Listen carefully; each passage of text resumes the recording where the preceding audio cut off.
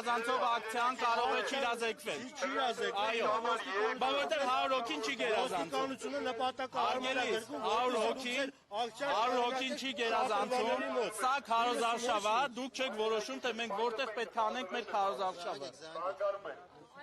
Մենք կդիմենք մեր սուպերհերոսի Տեսեք, բողոքի ակցիա չի, սա մեր քարոզարշավն է։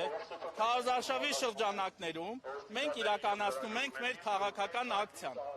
Նրանք ասում են, որ չի իրազեկվի, բայց ակցիաները պետք է իրազեկել, երբ գերազանցում է 100 հոգին հավաքների ազատության մասին օրենքի համաձայն։ Բացի դա, հիմա նախընտրական շրջան է եւ ընդհանրապես կարիք չկա նման իրազեկումների։ Հիմա ոստիկանությունը եկել ցանկանում է խոչընդոտել մեր քաղաքական ակցիան։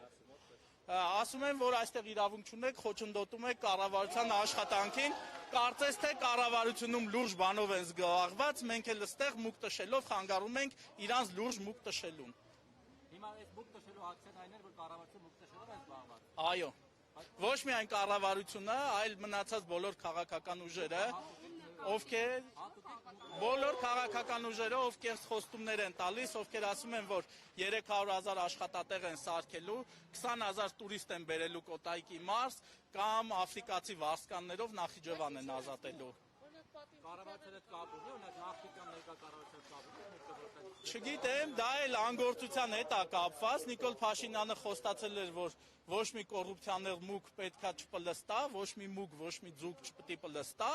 բայց համ մկները, համ ձկները այսօր ազատության մեջ իրանց կյանքն են վայելում։ Ոչ, մենք պայքարում ենք քաղաքական համակարգի փոխելու համար, մենք ոչ մեկի դեմ չենք պայքարում, մեր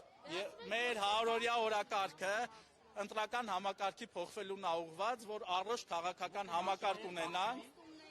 այդ գնահատականը իրավապահ համակարգը պետքա տա, մենք փոխանակ մեր ակցիան խոչընդոտելու պետքա դրա գնահատականը տան։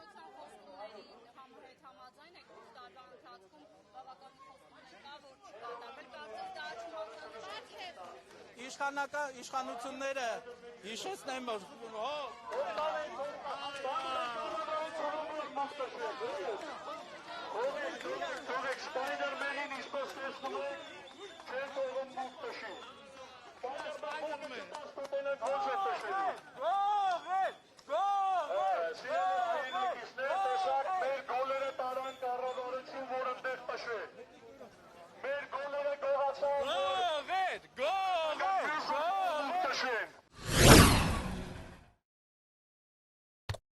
Բաժանորդագրվեք Արմպուլսիայեմի սոցիալական ցանցերում։